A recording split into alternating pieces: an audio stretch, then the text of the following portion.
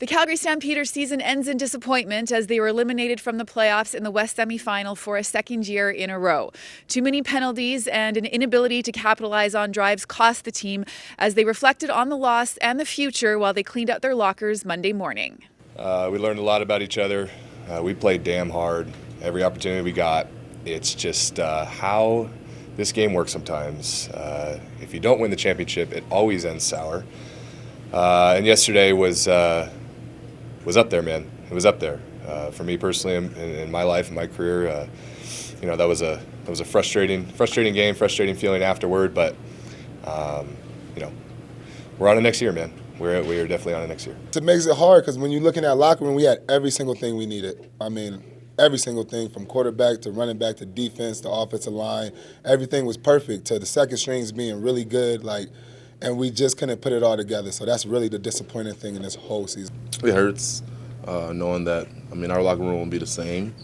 We don't know who will be here next year. Some guys will be moving on, and some guys probably won't be playing football either. So, it hurts because, it was a long year. We bonded really this year as a team, and it's unfortunate it had to end this way. Honestly, I was disappointed because, it was one of those moments where it felt like we were going to make it happen. And, I always kind of look at myself when it doesn't. I look at, I took a sack, I pumped the ball, and KJ was open. If I'd have let it rip, we scored a touchdown there.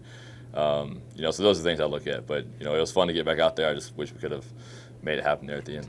And we're in such a business where, you don't want to waste any opportunities. I felt like we had a good team. I really did. I think our team was getting better. We're growing. We're young. And I felt like this is a team that could make some noise in the playoffs.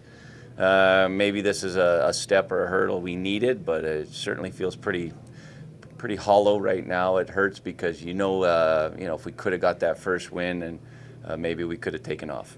Now the attention quickly turns to the future and what this team will look like next season.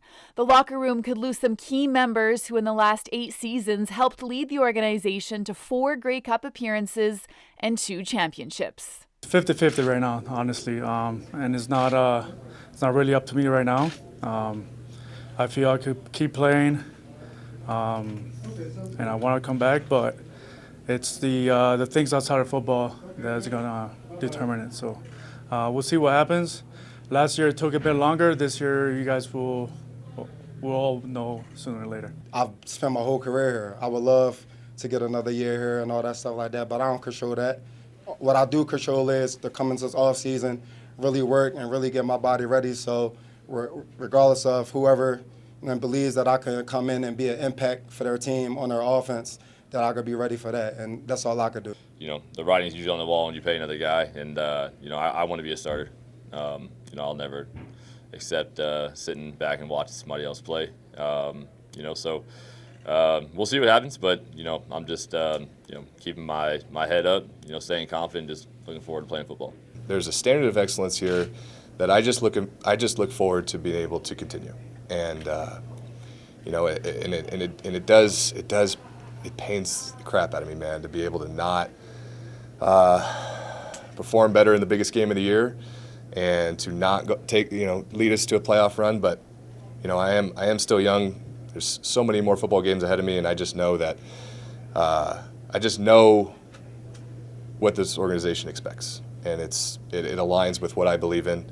So I think it's a perfect match. I hope to improve my leadership in the locker room, have a stronger voice, be able to communicate better than I have in the last couple of years, and it's part of football. It's part of being a quarterback.